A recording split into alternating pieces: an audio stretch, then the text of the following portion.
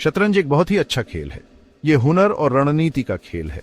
कोई भी शतरंज खेलना सीख सकता है।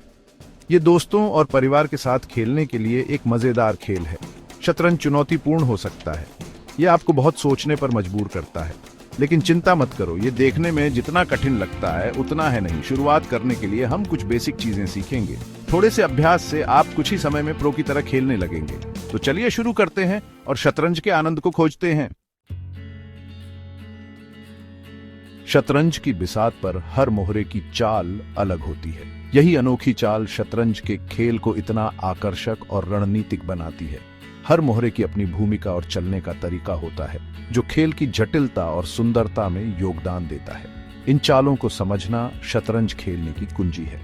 हर मोहरे के काम करने के तरीके की ठोस समझ के बिना प्रभावी रणनीति बनाना या अपने प्रतिद्वंद्वी की चालों का अनुमान लगाना असंभव है।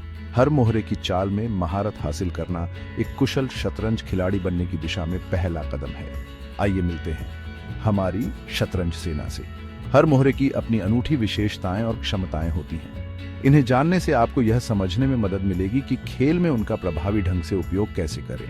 राजा सबसे महत्वपूर्ण मोहरा। खेल राजा के इर्द गिर्द घूमता है। यदि आपका राजा फंस गया है और पकड़े जाने से बच नहीं सकता है तो आप खेल हार जाते हैं। इसलिए अपने राजा की रक्षा करना महत्वपूर्ण है। वह किसी भी दिशा में एक घर चल सकता है।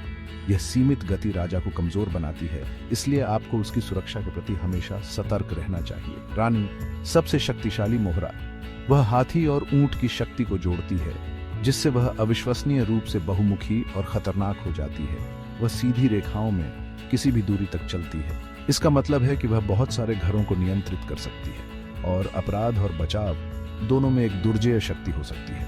हाथी, ये मोहरा सीधी रेखाओं से प्यार करता है। हाथी एक शक्तिशाली मोहरा है, खासकर एंड गेम में जब बोर्ड अधिक खुला होता है। यह क्षैतिज या लंबवत किसी भी दूरी तक चलता है। यह हाथी को पूरी पंक्तियों और स्तंभों को नियंत्रित करने की अनुमति देता है, जिससे यह बोर्ड को नियंत्रित करने के लिए एक महत्वपूर्ण मोहरा बन जाता है।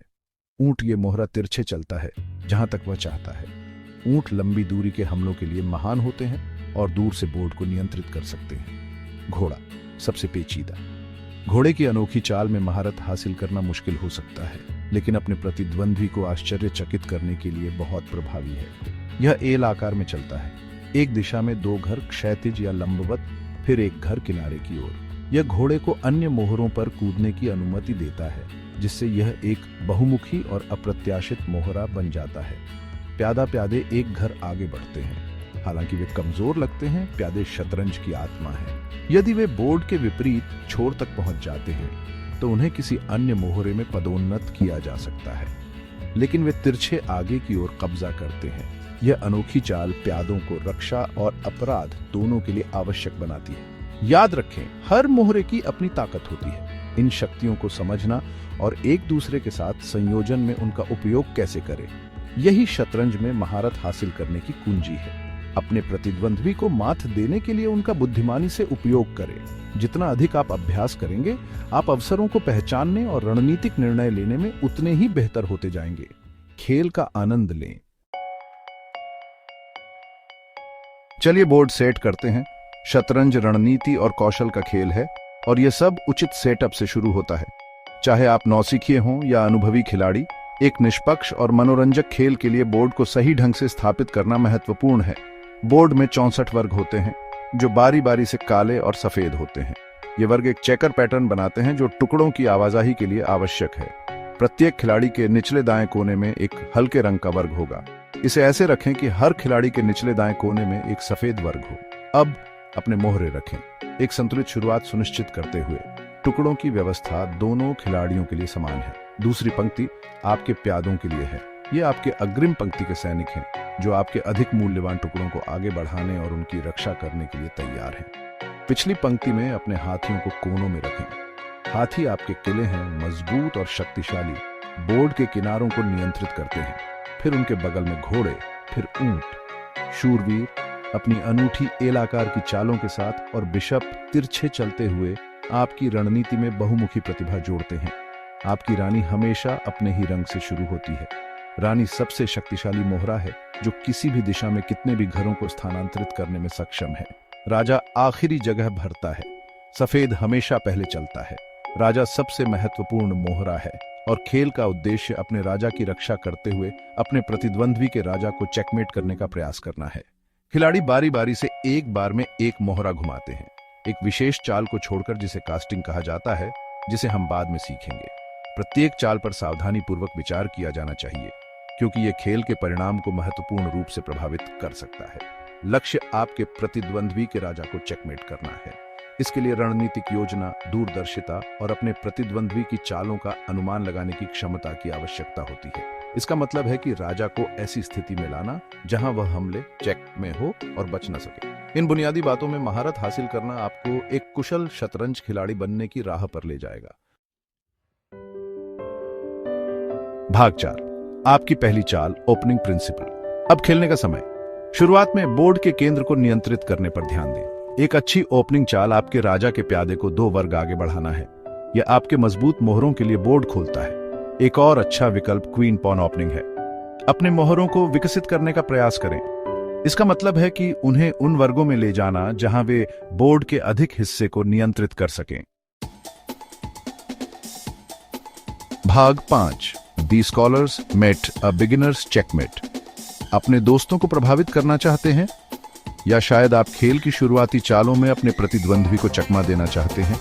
स्कॉलर्स मेट एक चेकमेट है जो पहली कुछ चालों में हो सकता है। यह एक क्लासिक रणनीति है जिसे हर शुरुआत करने वाले को पता होनी चाहिए। 1, अपने राजा के प्यादे को 2 वर्ग आगे E4 पर ले जाकर शुरू करें। यह आपकी रानी और बिशप के लिए लाइनें खोलता है। 2, फिर अपने राजा के बिशप को C4 में विकसित करें, अपने प्रतिद्वंद्वी के बचाव में कमजोर जगह, विशेष रूप से F7 वर्ग के लिए लक्ष्य। 3, अगला, अपनी रानी को H5 पर ले जाएं, एक शक्तिशाली हमले को अंजाम दें। यह चाल आपके प्रतिद्वंद्वी पर तुरंत दबाव डालती है। 4, यदि आपका प्रतिद्वंद्वी अपने F7 प्यादे को अनडिफेंडेड छोड़ देता है, तो आप अपनी रानी को F7 पर ले जाकर उसे चेकमेट कर सकते हैं। हालांकि सावधान रहें, यदि आपका प्रतिद्वंद्वी खतरे से अवगत है, तो इस कदम का आसानी से मुकाबला किया जा सकता है। अनुभवी खिलाड़ी इस जाल को आते हुए देखेंगे। वे आपके रानी के रास्ते को रोकने के लिए अपने मोहरों को जल्दी से विकसित करके या अपने नाइट को F6 पर ले जाकर इसका मुकाबला कर सकते हैं। अपनी रणनीति के अनुकूल होने के लिए हमेशा तैयार रहें। स्कॉलर्स मेट सीखना तो बस शुरुआत है। जैसे जैसे आप आगे बढ़ेंगे, आप अधिक जटिल रणनीतियों और युक्तियों की खोज करेंगे। अभ्यास करते रहें और जल्द ही आप अपने प्रतिद्वंद्वी की चालों का अनुमान लगाने और कई कदम आगे की योजना बनाने में सक्षम होंगे। याद रखें, शतरंज धैर्य और दूरदर्शिता का खेल है। जितना अधिक आप खेलेंगे, आप अवसरों को पहचानने और जाल से बचने में उतने ही बेहतर होते जाएंगे। खेल का आनंद लें। भाग 7, शतरंज सीखने और मनोरंजन की यात्रा। बधाई हो, आपने शतरंज की मूल बातें सीख ली हैं। याद रखें, शतरंज धैर्य और रणनीति का खेल है। गलतियां करने से न डरें।